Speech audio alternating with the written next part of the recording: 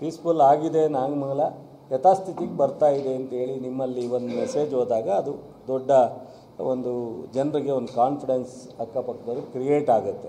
ಒಂದು ಎರಡನೇದು ಪೊಲಿಟಿಕಲಿ ಬಹುಶಃ ನಾನು ಕುಮಾರಸ್ವಾಮಿಯವರು ಏನೋ ಹೇಳಿದ್ರು ಅಂತ ಕೇಳಿದ್ರು ನನಗೆ ಬೆಂಗಳೂರಿನಲ್ಲಿ.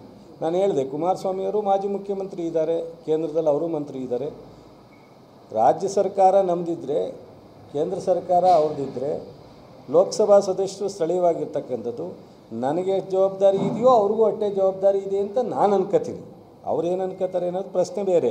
ನಾನು ಅನ್ಕೋತೀನಿ ಎಲ್ರಿಗೂ ಒಂದೇ ಜವಾಬ್ದಾರಿ. ಸಾರ್ವಜನಿಕರ ಹಿತ ಬಂದಾಗ, ಸೊ ಸಾರ್ವಜನಿಕರದ ಪ್ರಾಪರ್ಟಿ ವಿಚಾರ ಬಂದಾಗ ಅಪೋಸಿಷನಲ್ಲಿರೋರಾಗಲಿ, ರೂಲಿಂಗ್ ಪಾರ್ಟಿಯವರಾಗಲಿ, ಕೇಂದ್ರ ಸರ್ಕಾರದವರಾಗಲಿ ಎಲ್ಲರೂ ಸಹ ಸೇರಿ ಇದನ್ನು ಪೀಸ್ಫುಲ್ಗೆ ತರ್ತಕ್ಕಂಥದ್ದು ಒಂದು.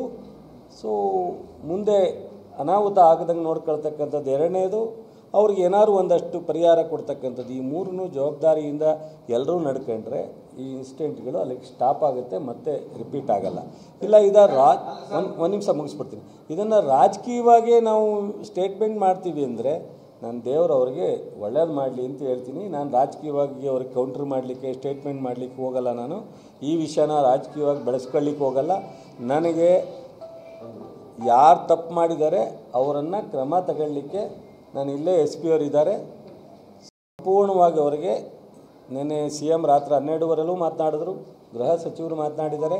ಬೆಳಗ್ಗೆ ನಾನು ಬೆಳ್ಳೂರು ತಲುಪ್ತಿದ್ದಂಗೆ CM ಅವರು ಅವರೇ ಫೋನ್ ಮಾಡಿದರು, ಬ್ರೀಫಿಂಗ್ ತಗೋತಾಯಿದ್ರು. DG ಮತ್ತು ಇಂಟೆಲಿಜೆನ್ಸಿ ADGP ಇದ್ದರು. ಸೊ ನನ್ನ ಹತ್ರ ಮಾತನಾಡಿದ್ದಾರೆ. ಎಲ್ಲ ರಿಪೋರ್ಟ್ ತೊಗೊಂಡು ಸಾಯಂಕಾಲ ನಾನು ಬಂದು ಭೇಟಿ ಮಾಡಲಿಕ್ಕೆ ಹೇಳಿದ್ದಾರೆ. ನಾನು CM ಅವ್ರನ್ನ ಹೋಗಿ ಭೇಟಿ ಮಾಡ್ತೀನಿ ಇವತ್ತು. ಸೊ ಸರ್ಕಾರ ಬದ್ಧವಾಗಿದೆ, ನಿಯಂತ್ರಣ ಮಾಡ್ತಕ್ಕಂಥದ್ದು ಮತ್ತು ಜನರಿಗೆ ಇನ್ನು ಮುಂದೆ ಇದು ಯಾವುದೇ ಇನ್ಸಿಡೆಂಟ್ ಆಗದಂಗೆ ಇಡೀ ರಾಜ್ಯದಲ್ಲಿ ನಾವು ಇದನ್ನೇ ಮುಖ್ಯವಾಗಿ ಇಟ್ಕೊಂಡು ಇನ್ನೂ ಹೆಚ್ಚಿನ ಎಲ್ಲಿ ಬಂದೋಬಸ್ತ್ ಮಾಡಬೇಕು ಅದನ್ನೆಲ್ಲ ಮಾಡ್ಕೊಂಡು ಗಣಪತಿ ಬಿಡ್ತಕ್ಕಂಥವ್ರಿಗಾಗಲಿ ಅಥವಾ ಮುಸ್ಲಿಂ ಬಾಂಧವ್ರಿಗಾಗಲಿ ಎರಡೂ ಮಧ್ಯೆ ಘರ್ಷಣೆ ಬೇಡ.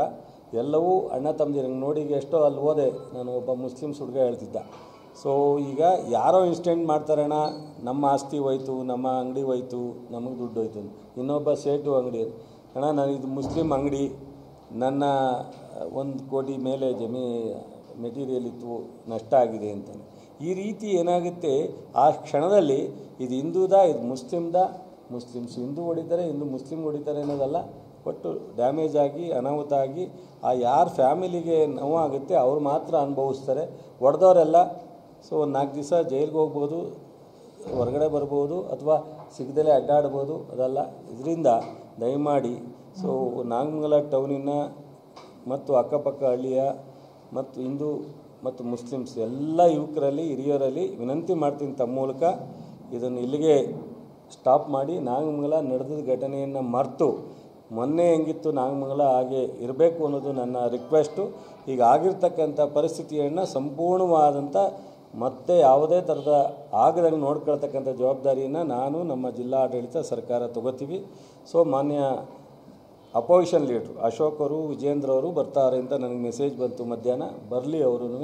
ಸೊ ಅವರೂ ಸಹ ನಾಗಮಂಗಲ ಶಾಂತಿಯಾಗಿ ಇರಲಿಕ್ಕೋಸ್ಕರ ವಿಸಿಟ್ ಮಾಡಿ, ಸೊ ಏನಾದ್ರು ಸಲಹೆ ಇದ್ದರೆ ಅಥವಾ ಅವರ ಸೊ ನಮಗೆ ಕೊಡ್ತಕ್ಕಂಥ ಇಲಾಖೆ ಅಧಿಕಾರಿಗಳಿಗೆ ಏನಾದ್ರು ಸಲಹೆ ಕೊಡೋದಿದ್ರೆ ಕೊಟ್ಟರೆ ಭಾಳ ಒಳ್ಳೆಯದು. ಇದು ರಾಜಕೀಯವಾಗಿ ಬೆರೆಸೋದು ಬೇಡ ಅಂತೇಳಿ ನನಗೆ.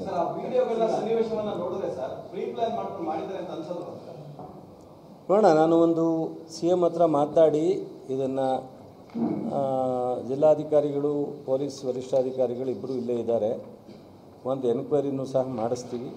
ಇದಕ್ಕೆ ಈ ಸ್ಲಿಪ್ ಆಗಲಿಕ್ಕೆ ಕಾರಣ ಏನು, ಪ್ರೀ ಪ್ಲ್ಯಾನ್ ಇದೆಯಾ, ಇದ್ರ ಹಿನ್ನೆಲೆ ಬರೀ ಗಣಪತಿ ಬಿಟ್ಟು ಹುಡುಗರೇ ಇದಕ್ಕೆ ಅಥವಾ ಮುಸ್ಲಿಮ್ಸು ಬಂದು ಅಟ್ಯಾಕ್ ಮಾಡಿದ ಕಾರಣನ, ಇದ್ರ ಹಿಂದೆ ಏನಾದ್ರು ಇದೆಯಾ, ಎಲ್ಲವನ್ನೂ ಸಹ ನಾವು ಸ್ವಲ್ಪ ತನಿಖೆ ಮಾಡಿ ನೋಡಿ. ಆ ಥರ ಇದ್ದರೆ ಖಂಡಿತ ನಾನಂತೂ ಯಾರು ನನ್ನ ಹೇಳಬೇಕು ಅಥವಾ ಇಲ್ಲ ಅವರು ಪ್ರಚೋದನೆ ಮಾಡಿದ್ರು, ಅವ್ರು ಟೀಕೆ ಮಾಡಿದ್ರು ಅಂತಲ್ಲ, ಇಂಪಾರ್ಷಿಯಲ್ಲಾಗಿ ಕ್ರಮ ತಗೊಳ್ಳೋದ್ರಲ್ಲಿ ಎರಡನೇ ಮಾತಿಲ್ಲ. ಮತ್ತು ಎಲ್ರಿಗೂ ನ್ಯಾಯ ಒದಗಿಸ್ತಕ್ಕಂಥದ್ರಲ್ಲಿ 100% ನಾನು ಪ್ರಾಮಿಸ್ ಮಾಡ್ತೀನಿ, ನ್ಯಾಯ ಒದಗಿಸ್ಕೊಡ್ತೀನಿ.